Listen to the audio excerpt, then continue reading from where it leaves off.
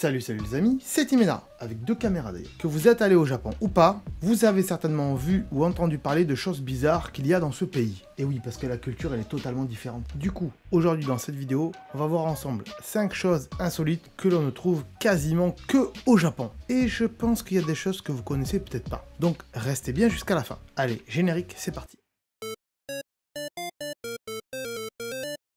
Rentrons tout de suite dans le vif du sujet avec la première chose. Nani?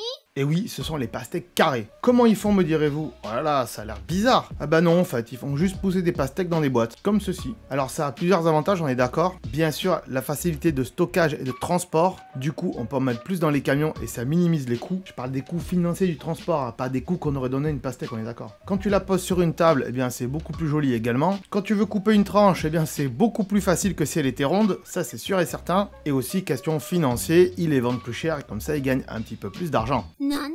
Deuxième chose, ce sont les plats en cire. Ça, c'est vraiment étonnant, même si j'en ai déjà parlé dans de précédentes vidéos. Mais c'est très sympa quand on va dans un restaurant et que dans la vitrine, eh bien, on voit les plats qui sont présentés. Pas simplement des photos, mais un plat en cire qui est une fidèle reproduction de ce que vous allez manger. Alors, il y en a vraiment partout au Japon. Il y a vraiment de tout, hein. Des pizzas, des burgers, des glaces et même des canettes de soda avec ou sans glace autour. Moi, je trouve ça plutôt sympa. Ils les font même en modèle mini, c'est-à-dire sous forme de gâchapon. Regardez, j'en ai un ici. C'est des tranches de poisson sur un bol de riz avec un petit peu de wasabi et de la ciboulette. Regardez, c'est vachement cool, non? Même le bol, il est classe. Et celui-là, en général, il est derrière ma tête là-bas. Ici sur la poignée, vous le voyez. Ce genre de plat en cire, il n'est pas vendu qu'aux professionnels de la cuisine. Il est même vendu aux particuliers. Vous en trouverez dans des magasins de souvenirs. Et après, il y a une rue où il y a plein de magasins qui en vendent. Et il y a même une activité où vous pouvez vous essayer à en fabriquer. Nani?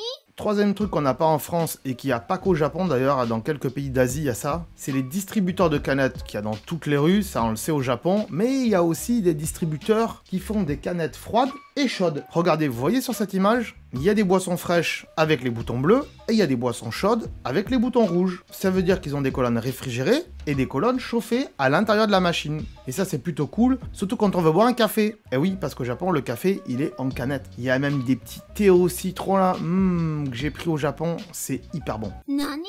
Quatrième chose bizarre qu'on n'a pas en France, et ça serait sympa qu'on l'ait, en même temps ça pourrait en énerver certains, on est d'accord, c'est une sonnerie ou une petite musique qu'il y a dans les rues vers 17h pour dire aux enfants de se dépêcher et de rentrer à la maison. Alors oui, déjà au Japon, c'est pas forcément les parents qui vont chercher les enfants à l'école. Et oui, parce qu'il y a très peu d'enlèvements et le taux de criminalité est de 1% au Japon. Donc c'est vraiment safe quoi. Les minots, ils ont 5-6 ans et rentrent tout seuls à l'école. Du coup, au Japon, il y a des petites musiques. C'est à mi-chemin entre la mélodie du marchand de glace et les musiques qu'on peut retrouver dans les boîtes à musique. Cette musique, elle dure en général une vingtaine de secondes et elle est surnommée affectueusement la mélodie de 5 heures. C'est un truc qui fait partie intégrante de l'environnement auditif des Japonais. D'ailleurs, même les sirènes des pompiers et de la police sont différentes comparées à chez nous. Et on peut très bien l'entendre dans les grandes villes comme Tokyo que dans les petits villages. Alors les mélodies peuvent différer selon les villes ou les régions, mais je vous mets un petit exemple.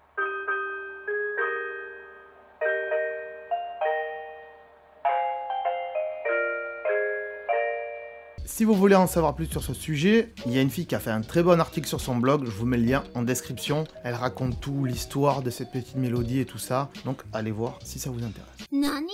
Cinquième et dernier sujet de ces choses bizarres qu'on voit au Japon, et là vous allez voir c'est vachement cool, on aimerait bien que ça arrive par chez nous. C'est les plaques d'égout japonaises qui sont décorées. L'idée d'embellir des plaques d'égout est venue d'un fonctionnaire qui travaillait à l'époque au ministère des Constructions, et en 1985, le gouvernement décida de moderniser son réseau d'égouts. Et oui, parce qu'avant les égouts au Japon ils n'étaient pas vraiment enterrés. Vous pouvez le voir dans certaines villes, il y a des genres de petites rivières qui longent le long des maisons, et ça c'est l'ancien système des égouts. Ils l'ont gardé pour faire joli, mais le nouveau est bien sûr enterré. Ils ont fait ça bien sûr pour des règles d'hygiène, on est d'accord. Mais il y a eu un problème. Le projet a mal été accueilli par la population. Ils n'en voyaient pas vraiment l'intérêt quoi. Alors pour sensibiliser les Japonais à l'importance de ce réseau d'égouts, et afin de leur montrer aussi que c'était efficace, l'autorisation fut donnée aux municipalités de personnaliser leurs plaques d'égout. Et alors là, ils s'en sont donnés à cœur joie. Ils ont même fait des concours entre les villes pour élire la plus belle plaque d'égout. C'est pour vous dire. Regardez, il y en a même avec des Pokémon. Donc ça, si vous êtes déjà allé au Japon, forcément, vous l'avez vu. Vous avez même dû le prendre en photo, c'est sûr et certain. Alors, il n'y a pas que les plaques d'égout, il y a aussi les plaques d'incendie. Ça là, bien sûr, il y a des pompiers dessinés dessus, on est d'accord. Plus de 95% des municipalités japonaises ont adopté les plaques personnalisées. Et du coup, à travers le Japon, il y a plus de 19 000 plaques qui sont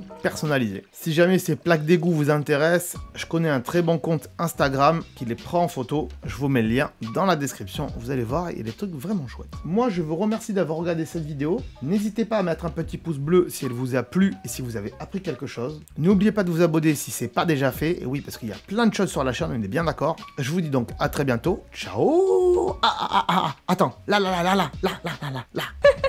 Attends, avant de partir, j'allais oublier. Tu peux aussi me suivre sur les réseaux sociaux. Ils sont là, voilà, si ça t'intéresse, bien sûr. Tu peux aussi t'abonner à la chaîne en cliquant sur le logo ici. Voilà, là, maintenant, il s'affiche. Comme ça, tu pourras voir toutes les vidéos qu'on a fait sur la chaîne. Et en plus, c'est gratuit, c'est pas comme Netflix. Tu peux aussi regarder les vidéos que je te propose maintenant. Voilà, elles sont là, hein, elles sont bien.